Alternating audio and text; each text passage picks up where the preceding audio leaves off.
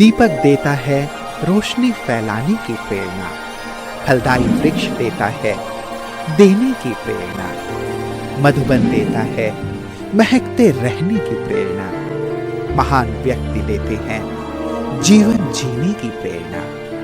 आओ प्रेरणा से दें हम सभी को प्रेरणा।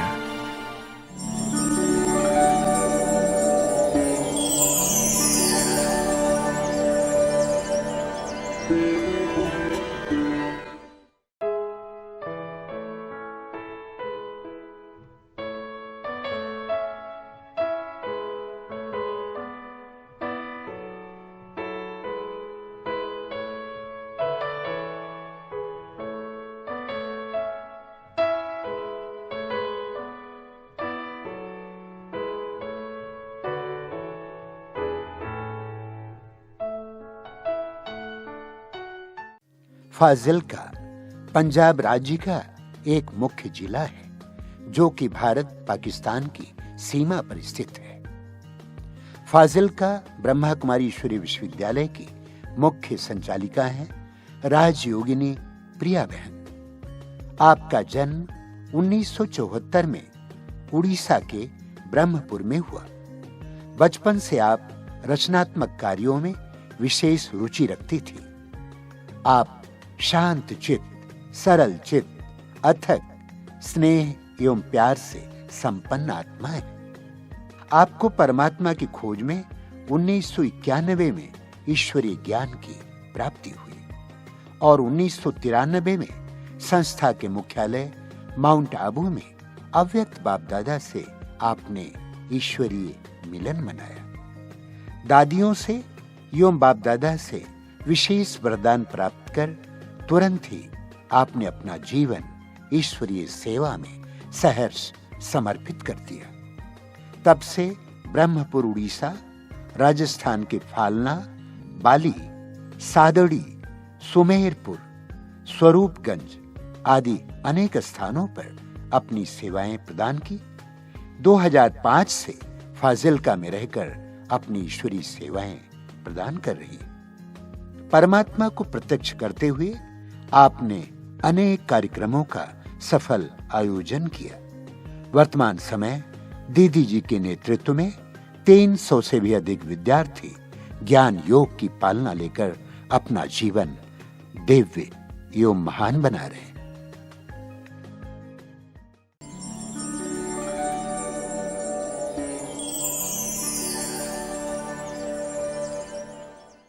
ओम शांति। बचपन में हम माता पिता के साथ सब जगह धार्मिक जगह पर जाते थे। माता पिता हमारे धार्मिक प्रवृत्ति के थे और कहीं भी जाते थे हमें धार्मिक जगह पर ही ले जाते थे। जहाँ पूजा पाठ होता है उसी जगह पर ले जाते थे। कहीं भी शादियाँ कहीं होता है, कोई दूसरा प्रोग्राम होता है, वहाँ हमें ले कर के नहीं जाते थे, हमें पढ़ाई में ही बिठाते थे। और हमें भी यही रुचि थी कि पढ़ कर के कुछ हमें बनना है, माता पिता का नाम भी रोशन करना है, यही हमारे संकल्प चलता था। लेकिन पूजा पाठ व्रत के साथ साथ हमारे मन में संकल्प भी चलता था। इतने सारे पूजा पाठ व्रत कर रहे हैं, इतने सारे देवताओं को लेकर के जगह जगह पे घर में हमारे सारे देवताओं के चित्र लगे हुए हैं। तो मन में संकल्प आता था इतने सारे देवताएं हैं तो इनमें से ऊंचे कौन हैं। लेकिन माता पिता को पूछ नहीं सकते थे। मन में ये भी आता था देवताएं कहीं नाराज भी ना हो जाए, तो इस कारण से हम पूछ नहीं पाते थे। लेकिन सारे चित्रों को देख करके ये भी आता था कि देवताएं कहीं ऊपर ही रहते हैं। तो माता पिता को हम पूछते थे तो कहते थे आपका काम है सिर्फ इनको याद करना, ध्यान करना, हम स्वस्थ रहेंगे और हमारे कर्म अच्छा रहेगा, बोल भी अच्छा रहेगा। इस कारण से हम भी चुप हो जाते थे। और हमारी एक नेचर थी कि शांत रहना और सबके साथ मीठा होकर के रहना। भीड़ भाड़ जगह पर हम बिल्कुल ही नहीं जाते थे और सबके साथ कैसे सुव्यवस्थित होकर के रहे, बड़े कैसे आशीर्वाद दे, यही संकल्प हमारी चलती थी। और हम कहीं भी जाते थे तो अच्छे धर्म की ही बातें करते थे, और उनको भी ये होता था ये कहीं भी जाते हैं ये तो धार्मिक की ही बातें करते हैं। तो अपने को भी ऐसे ही रहता था, कहीं अच्छे कर्म करेंगे तो हम अच्छे जगह पे हमारी जन्म होगी। हमारे माता पिता भी इसी तरह ही गाइड करते थे, इसीलिए हम लोगों को भी हमारे परिवार में सबको एक ही ये रहता था कि धार्मिक, जैसे रामायण पढ़ो, भागवत पढ़ो, हमें पढ़ करके सुनाओ। माँ बाप को भी संकल्प रहता था ये बाहर ना जाए बच्चे, इसीलिए वो हमें घर में बिठा करके ये पढ़ करके सुनाने के लिए भी कहते थे। इसीलिए हम लोगों को उसी में ही रुचि हो जाती थी, पूजा पाठ करना, इसी में हम लोगों का समय जाता था। स्कूल के जब छुट्टी होती थी तो छुट्टी के समय पर भी हम लोग यही दिन में दोपहर में ना सो करके हम पढ़ करके माता पिता को सुनाते थे भागवत रामायण।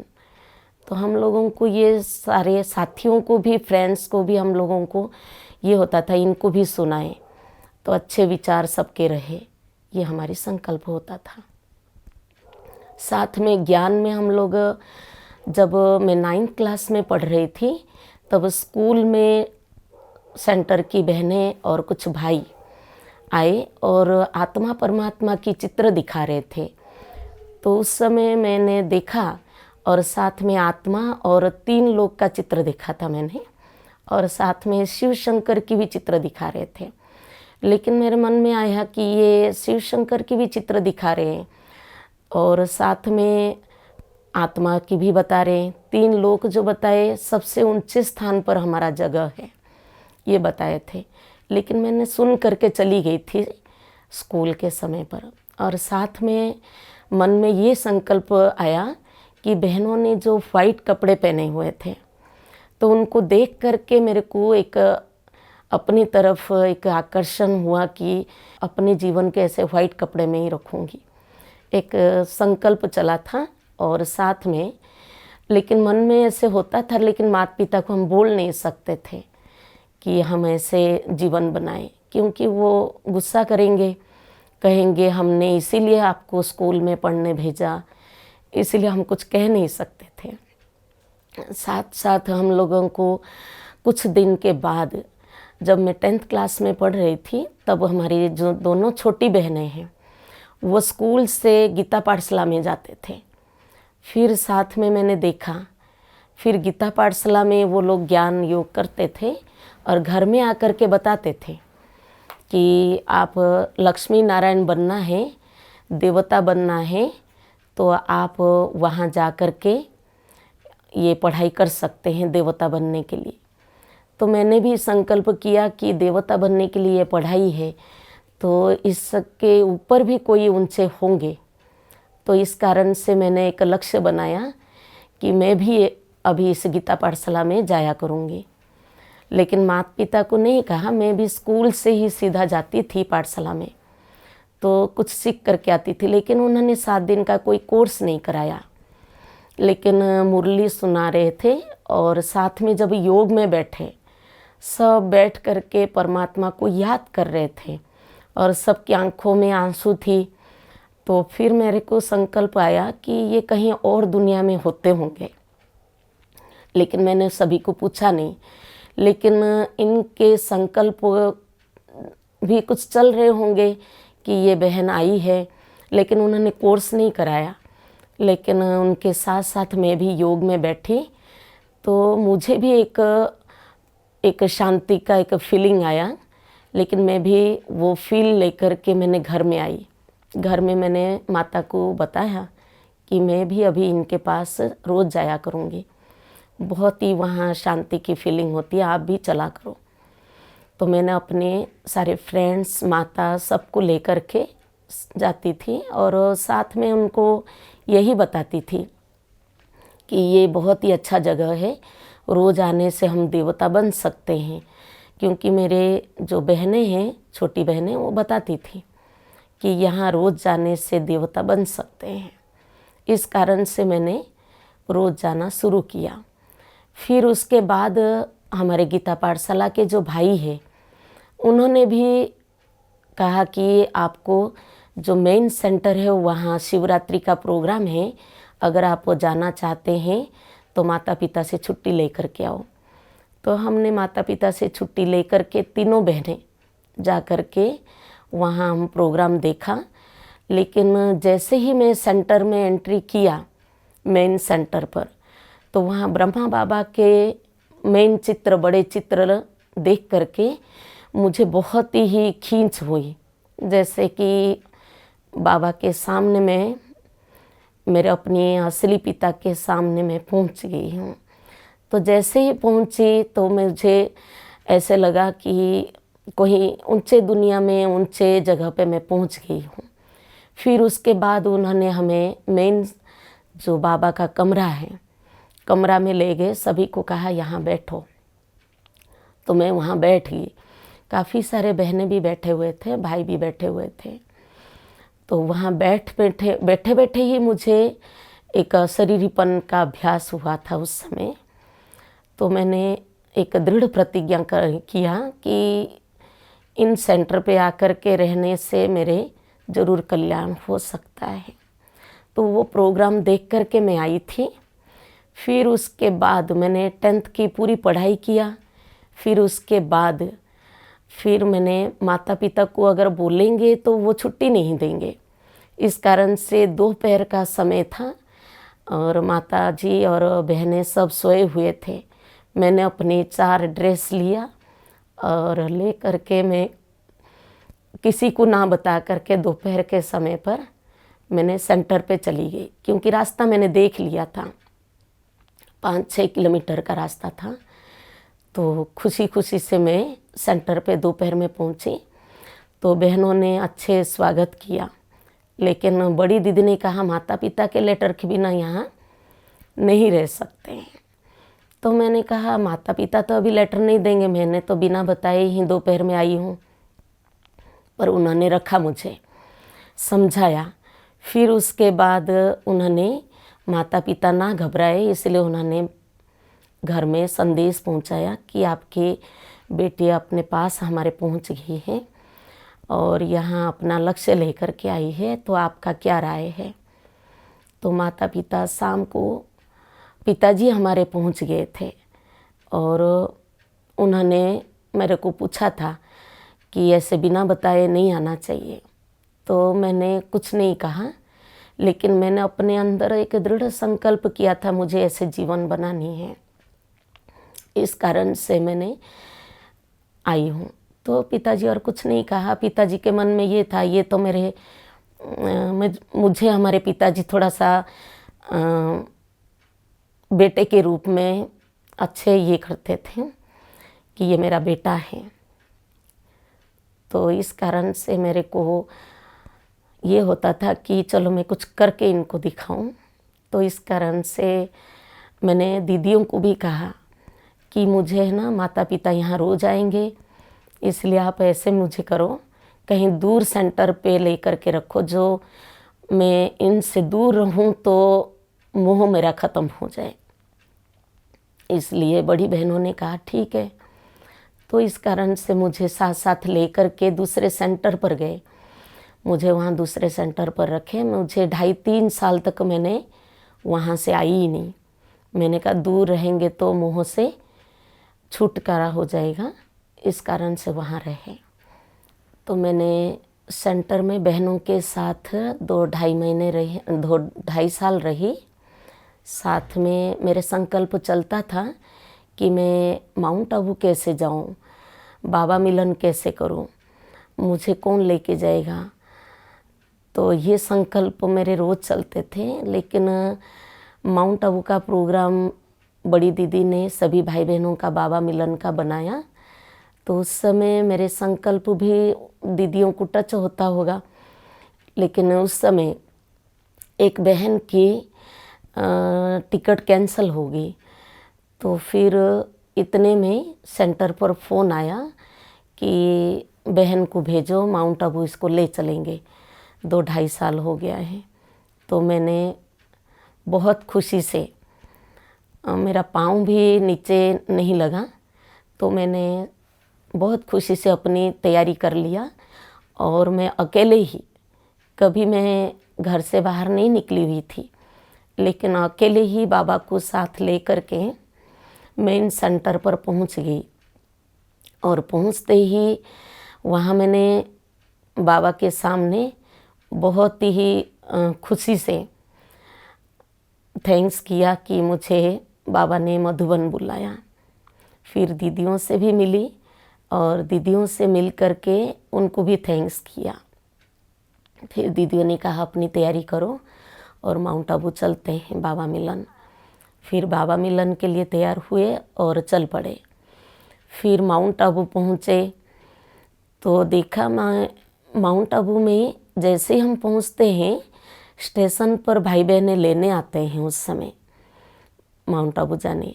तो मैंने देखा कि ये तो बहुत ही अलग से निराला एक दुनिया है, ये लोग लेने भी आते हैं हमें। फिर मैंने सबके साथ माउंट आबू पांडव भवन गए। 93 की बातें हैं। पांडव भवन जाते ही और सामने श्री कृष्ण का चित्र देखा गेट के अंदर प्रवेश होते ही। तो मेरे मन में आया ये तो दुनिया ही अलग है। और फिर उसके बाद फिर अपने को कमरा मिला और फिर उसके बाद हम लोग स्नान करके बाबा कमरे में आए।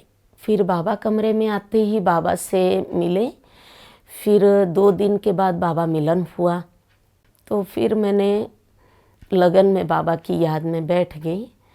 तो उस समय जैसे ही मैं बाबा की याद में बैठी थी तो जैसे बाबा आए और आकर के शुरुआत किया कि आज बाबा बच्चों से मिलने आए हैं। तो जैसे जैसे बाबा का महावाक्य आरंभ हुआ तो मेरे मन में इतनी खुशी, इतनी उमंग, इतने उत्साह बढ़ गया। और साथ में मेरे को ऐसे अनुभव हुआ जैसे इस हॉल में मैं और बाबा एक अनोखा एक दुनिया है और मैं और बाबा दोनों ही हैं। चारों तरफ और कोई दिखाई नहीं देता था। मैंने एक अशरीरीपन का अभ्यास वहाँ ऐसा किया जैसे कि मैं कहीं और दुनिया में बैठी हूँ। लेकिन फिर देखती हूँ कि मेरे आसपास कोई है कि नहीं, लेकिन मुझे मेरे आसपास कोई भी नहीं दिखाई देते थे। मैं कहीं और दुनिया में थी ऐसे मेरे को फील होता था। लेकिन बाबा की बातें मेरे कान में ऐसे गूंज रहा था जैसे कि बाबा मेरे सामने हैं और बाबा मेरे लिए आए हैं। बाबा से ये वायदा किया था कि अंत तक मैं बाबा को ज़रूर प्रत्यक्ष करके दिखाऊंगी और मैं अपने जीवन को ऐसे श्रेष्ठ बनाऊंगी जो मेरे जीवन में इतना बदलाव आए जो सारी दुनिया देखे। तो ऐसे संकल्प आता था। तो ऐसे बाबा मिलन करने का एक सौभाग्य मुझे प्राप्त हुआ। फिर उसके बाद बाबा मिलन के बाद कुछ समय बाबा तो सवेरे 6 बजे तक रहते थे। तो बहनों ने आकर के मुझे कहा कि अभी भोजन के लिए जाना है। तो मैंने कहा अभी बाबा मिलन ख़त्म हो जाएगा, भोजन करने जाएंगे। तो उन्होंने कहा नहीं, सवेरे तक बाबा 6 बजे तक रहेंगे। तो मुझे तो और ही खुशी हो गई कि 6 बजे तक बाबा मिलन होगा, क्योंकि बहनों से तो मैंने कुछ पूछा भी नहीं था कि 6 बजे तक ऐसे बाबा मिलन होते हैं। तो 6 बजे तक चलो फिर भोजन के लिए गए। जैसे हम भोजन करके फिर बाबा के हॉल में जैसे ही पहुँचे ओम शांति भवन में दोबारा, मैं देखती हूँ तो हॉल के चारों तरफ हर जगह पे बाबा जैसे खड़े हैं। वो पहला मेरा अनुभव था, जो चारों तरफ बाबा खड़े हैं। और मैं अंदर भी जा कर के देखती हूँ, वहाँ थोड़े थोड़े भाई बहनें मिलन मना रहे थे स्टेज पर। फिर उसके बाद हम अपने सेंटर पर आ गए बाबा मिलन करके। फिर मैंने संकल्प किया था कि अपनी एरिया में रह कर के और अपने माता पिता इस जगह पे रहते हैं, रोज़ आएंगे, इनके साथ मिलना होगा, तो ये मुझे टिकने नहीं देंगे, ब्रह्मा कुमारी बनने नहीं देंगे। तो इस कारण से मैंने एक संकल्प किया कि मैं बेहद सेवा में जा कर के सेवा करूँगी। तो बेहद सेवा में कैसे जाऊँ, तो फिर मन में आया कि बेहद सेवा में जाने के लिए कुछ ज़्यादा पुरुषार्थ करना पड़ेगा। तो फिर उसके बाद बहनों के साथ मैंने दोबारा माउंट आबू आई। तो आकर के मैंने सुना था कि मोहिनी दीदी के पास अगर हम ओम शांति करने जाएंगे तो ज़रूर हम एक उनके आगे एक बात रखेंगे, मुझे बेहद सेवा के लिए यहाँ रखो। तो जैसे ही हमारा मोहिनी दीदी और बड़ी दादी के पास जाना हुआ, तो मैंने मोहिनी दीदी के आगे ये कहा कि दीदी जी मुझे बेहद सेवा के लिए यहाँ रहना है। तो दीदी को एक खुशी हुई, उन्होंने कहा बड़ी बहनों को कि कुछ बहनों को हमें यहाँ दे करके जाओ जो हम बेहद सेवा में भेजेंगे, ज़रूरत है। बाबा के सामने रखा था तो संकल्प, तो बाबा ने ऐसे अच्छा युक्ति बना करके फिर मैंने बड़ी दादी के आगे भी ये बातें रखा था। तो फिर बड़ी दादी और मोहिनी दीदी दोनों ने कहा बहनों को रखो, तो हम बहनें रहे। और ख़ास करके कई बहनों को तो मोहिनी दीदी जी ने बाहर भेजा, लेकिन मुझे अपने पांडव मधुबन की सेवा में रखा, जहाँ शांतिवन के आसपास जो सेवाएं होती है वहाँ रखा। लेकिन मैं 1 महीने तक शांतिवन में रही। फिर उसके बाद मोहिनी दीदी जी ने मुझे सेवा के लिए फालना सेंटर पर लेकर के साथ में लेकर के गए। बड़ी दादी ने कहा ये छोटी है तो इसको आप कहीं लेकर के बोल करके सेवा में रख करके आना। तो फिर बड़ी दादी के ये जो संकल्प था, मोहिनी दीदी ने कहा ठीक है, साथ में लेकर के इसको मैं जाऊंगी।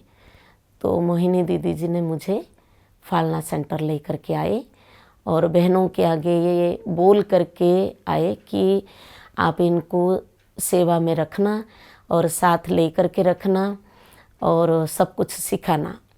फिर उसके बाद हम फालना सेंटर, बाली, सादड़ी, सुमेरपुर सब जगह सेवाएं दी, पिंडवाड़ा, स्वरूपगंज। सेवा के बीच में हम लोग कहीं भी बहनें आपस में जाते थे सेवा के लिए, तो वहाँ राजस्थान में ऐसे सेवा हैं, देखा कि हम कहीं भी सेवा में जाते थे तो हमको देख कर के माताएं अपना दरवाज़ा बंद कर देते थे।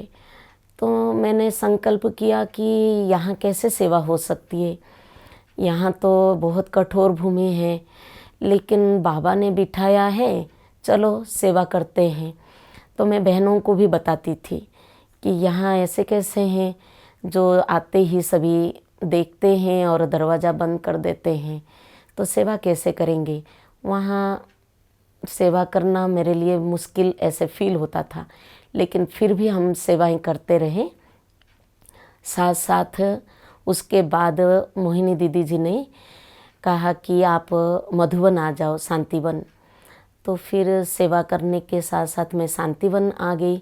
शांतिवन में थोड़ी दिन के बाद मोहिनी दीदी ने कहा कि आपको एक सेंटर पे भेजूंगी, वहाँ बहुत समय से सेंटर बंद है, तो वहाँ कोई पुरानी बहन चाहिए।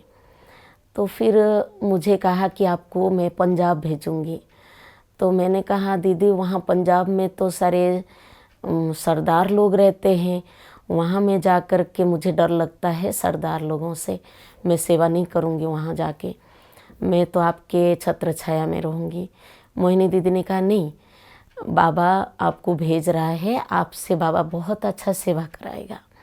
इतने में बड़ी दादी ने भी कहा कि बाबा आपको भेज रहे हैं, आपसे बाबा बहुत सेवा कराएगा, तो आप वहाँ जाएंगे तो बाबा आपके लिए सब कुछ तैयार रखा होगा। तो मेरे मन में आया ठीक है, बड़ी दादी और दीदी कह रहे हैं तो ये ज़रूर मैं जाऊंगी, सेवा करूंगी। तो मैं फाजिल्का गई। 2005 में मैं फाजिल्का में सेवा के लिए मैं आई।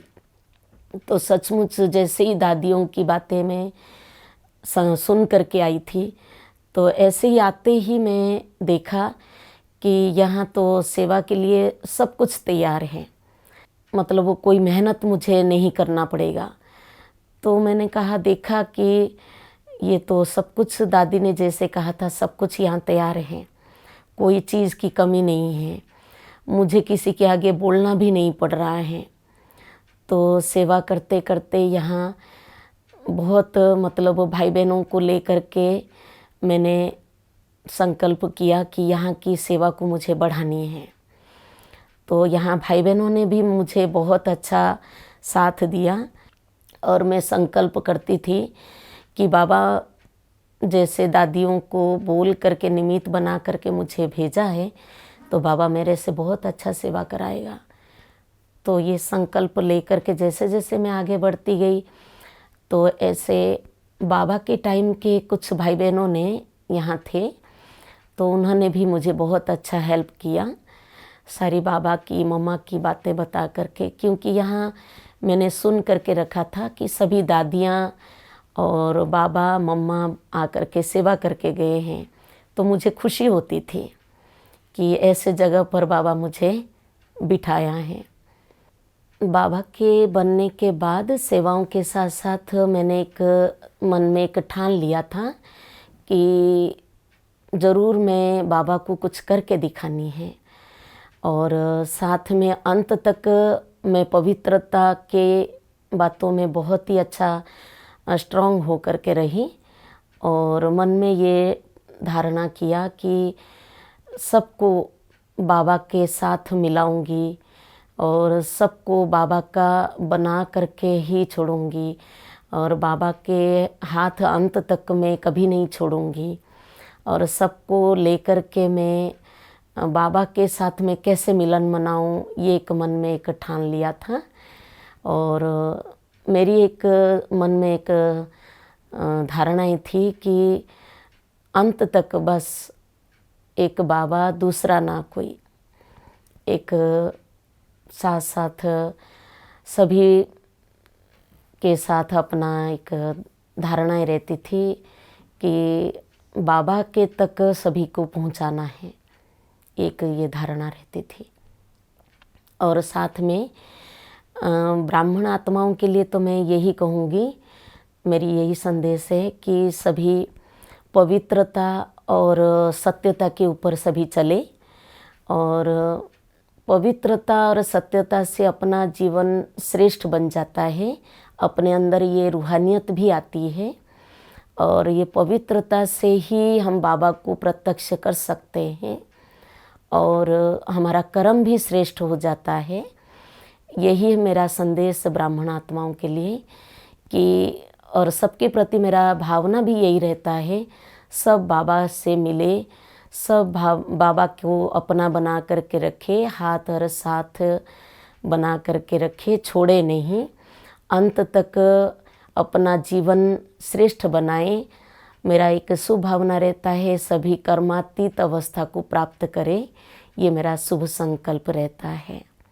विशेष पुरुषार्थ हमारा यही अभी चलता है, अशरीरी बनने का मैं रोज़ अभ्यास ये करती रहती हूँ और साथ में विशेष पुरुषार्थ मनसा सेवा के लिए रोज़ हम अमृत वेले ये एक अभ्यास रहता है कि जितने भी दुनिया में दुखी अशांत आत्माएं हैं सब सुखी हो जाएं, सभी परमात्मा को पहचान जाए, सभी भगवान के रास्ते पर चले और सभी परमात्मा को पहचान करके अपना जीवन को श्रेष्ठ बनाए, ये एक पुरुषार्थ मेरा रहता है।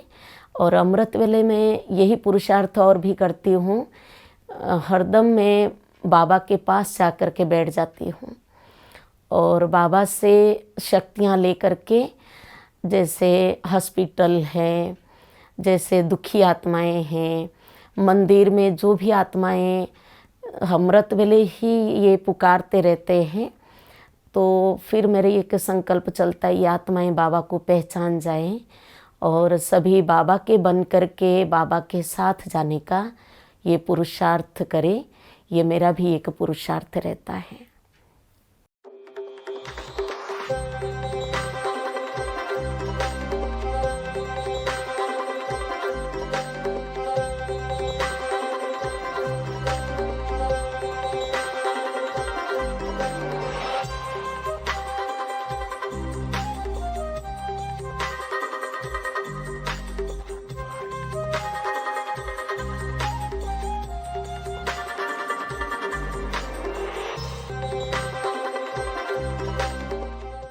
दीदी की सबसे बड़ी विशेषता है कि दीदी हमेशा उमंग उत्साह बनाए रखते हैं। सभी बच्चों में, सभी ब्राह्मण बच्चों में उमंग उत्साह बनाए रखते हैं। कभी भी पुरुषार्थ में ढीला नहीं होने देते हैं। जैसे अगर कभी भी मुरली मिस हो जाती है तो दीदी का तुरंत फ़ोन आ जाता है कि मुरली में क्यों नहीं आए। तो अगले दिन सुबह ही सबसे पहले योग में आने के लिए और मुरली क्लास में आने के लिए बोलते हैं। और दीदी की दूसरी विशेषता है कि दीदी यज्ञ के प्रति बड़े वफादार हैं। हर एक चीज़ की बहुत अच्छी तरह से संभाल करते हैं। हर एक चीज़ को बाबा का सेंटर समझ के, बाबा की चीज़ समझ के एक एक पैसे की बचत करते हैं। हमने इनके जीवन से बहुत कुछ सीखा है, कैसे हर परिस्थिति में शांत रहते हैं, क्रोध मुक्त रहते हैं। और इनकी भाषा जो है वो बहुत मधुर है। हमने इनसे मधुरता सीखी है, हर एक परिस्थिति में प्रेम से रहना सीखा है। और घर में जो हमने चेंज लाया है उसकी सभी सारे प्रशंसा करते हैं। और दीदी ने हमें सिखाया है कि कैसे हमने गृहस्थ जीवन में व्यवहार करने हैं। उनका व्यवहार बहुत मीठा है। ये अथक मेहनती हैं, किसी को नाराज़ नहीं होने देती। अपने ही तरीके से, बाबा की प्रेरणा से, अपने ही तरीके से ये उनको समझा बुझा के ज्ञान में लेके आ जाती है। आज बहुत सारे गांवों में इनकी ही मेहनत से, इनकी ही लगन से गीता पाठशालाएँ चलती जा रही हैं और वो सफलतापूर्वक जा रही है और भाई बहनों की जो है लगन बढ़ती जा रही है। दीदी से मेरा रिलेशन जो है वो डॉक्टर और पेशेंट का है। मुझे कोई भी शारीरिक तकलीफ होती है तो मैं दीदी के सामने बैठ जाती हूँ और दीदी मुझे दृष्टि देते हैं and I feel okay. It's happened several time. मुझे काफ़ी बार बहुत सी तकलीफ़ों से निजात मिली है, चाहे वो मेंटली हो, चाहे फिजिकली हो, कुछ भी हो। I feel relief. ये विशेषता है कि कोई भी जैसे बड़े बड़े प्रोग्राम होते हैं तो वो कहते हैं कि दिल बड़ा रखो। जैसे बाबा भी कहते हैं ना, बड़ा दिल रखो। बड़ा दिल रखने से क्या होता है, वो कार्य में सफलता मिलती है और वो वृद्धि को पाता है। तो उनकी उनसे मैंने ये शिक्षा ली कि कैसे बड़ा दिल रखना है और कार्य को कैसे आगे बढ़ाना है, कैसे उन्नति करनी है। दीदी जो है वो गांव-गांव में जा कर के अथक सेवा करते हैं और सब भाइयों से मिल कर के ऐसा ज्ञान सुनाते हैं कि बाबा के बच्चे बन के ही रह जाते हैं, बाबा के साथ मिल के चलते हैं। और अनथक दीदी हैं, कभी ऐसा नहीं फिक्र करते कि मैं किसी गांव में जा रही हूं तो मुझे कुछ प्रॉब्लम है या कुछ नहीं है। अपना स्वभाव, नेचर और अनथक होते हुए बाबा के बहुत लोग बच्चे जो हैं ये सेंटर में जो है वो आए हैं और बाबा का ज्ञान लोगों ने प्राप्त किया है।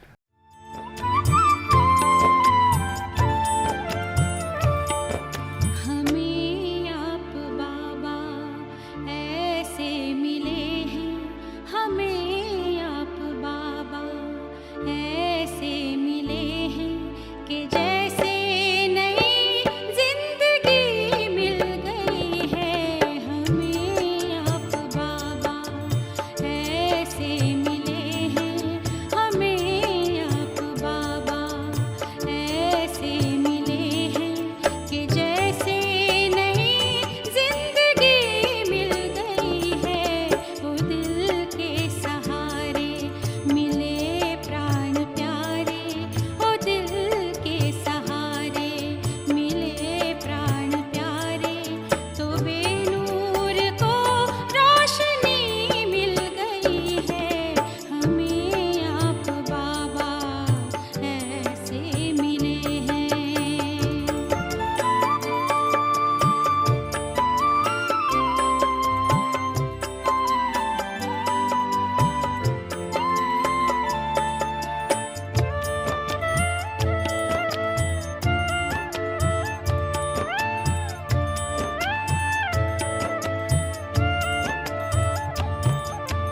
कह